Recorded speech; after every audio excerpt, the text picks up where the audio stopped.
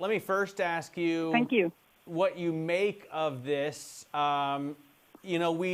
We sometimes see bold statements coming out of Washington. Is this going to really make a difference, or is the U.S. really going to cut off funding to the WHO? Well, I mean, it's certainly a catastrophic thing if it does. As you said, the U.S. is the number one funder of the WHO, and the WHO is facing its greatest role in the pandemic as the pandemic hits the developing world, where the WHO is absolutely critical.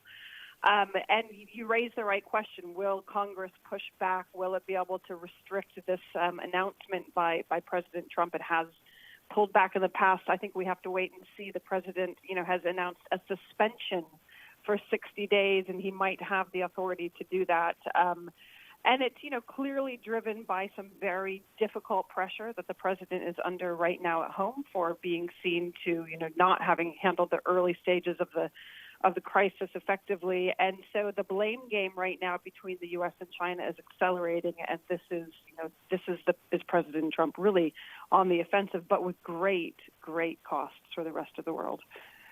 What about the blame the WHO?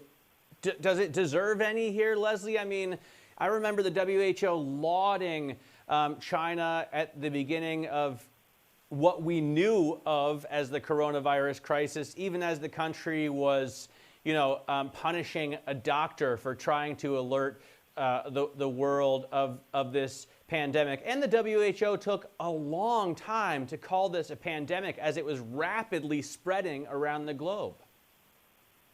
There is no doubt that the WHO, President Trump, the leadership in China, have made very grave mistakes with very significant consequences in the past few months.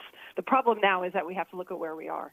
And if we are now, as we are, in a world where we have to solve the greatest challenge that we faced in decades, the question is, does the WHO help us do that, or does it get in the way? And it's clearly one of the most significant institutions in responding to the global pandemic. So I think, there is a lot of time, there are a lot of people working to excavate the history of the last few months. That's incredibly important, but we are where we are, and I think we have to look forward at this point. Leslie, let me ask you about the campaign. There were a lot of people hoping for an exciting candidate to run against Donald Trump. We have Joe Biden now as the presumptive nominee. Certainly, Barack Obama brings in a huge amount of support. How do you see this playing out? Yeah, so Barack Obama's endorsement is clearly important. Bernie Sanders' very strong endorsement, I think, is something really to be taken very seriously also, because remember, Bernie Sanders has had that very strongly progressive wing of the Democratic Party.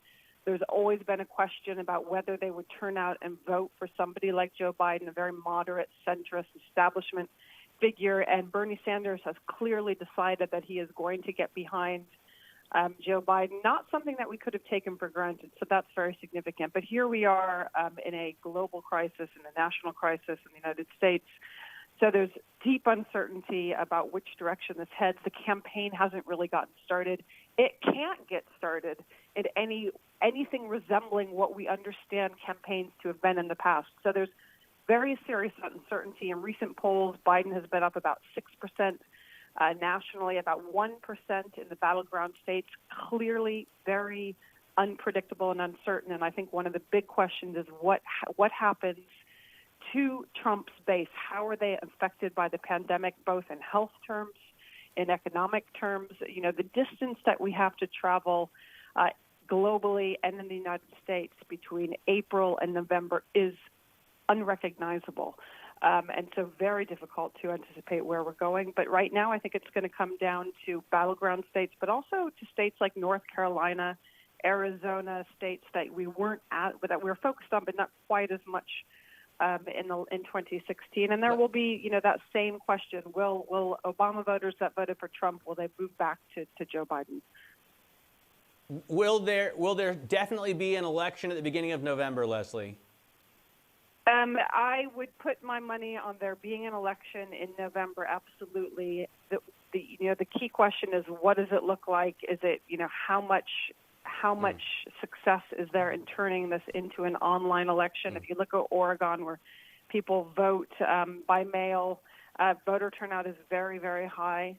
There are lots of potential issues around that with respect to the security and integrity of the election. So there are huge operational questions at stake.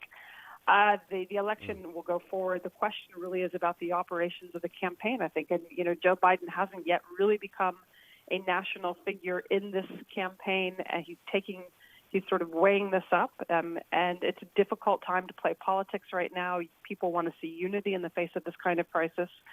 But at some point, there's going to have to be a virtual campaign. And then, yes, in November, an election.